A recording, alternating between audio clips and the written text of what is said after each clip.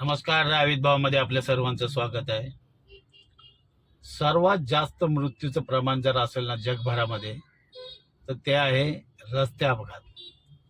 मग ते कुठलाही रस्ते अपघात, तुम्ही रस्ता ओलांडताना असो, दारू पिऊन गाडी चालवण्याची माहिती नसणे, रस्त्याची माहिती नसणे किंवा प्रमाणापेक्षा गाडीचा वेग जास्त असणे, त्याच्यामुळे अपघात होतात. आणि सर्वात जास्त अपघात हे रस्ता ओलांडण्याच्या वेळेलाच होतात.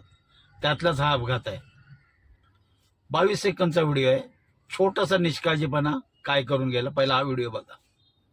जर थोडासा पुढे जाऊन जर त्यांनी सायकलवर जर पुढे ढकलून जर त्यांनी सायकल चालवायला घेतली असती ना तर नक्कीच हा अपघात घडला नसता.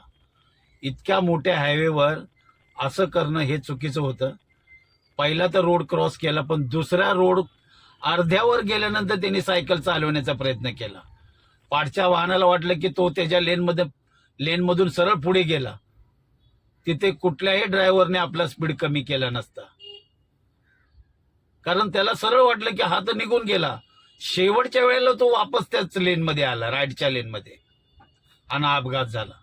एक छोटासा निष्काळजीपणा, जर ती सायकल जर पुढेपर्यंत जर ढकलत नेली असती ना तर नक्कीच हा अपघात झाला नसता.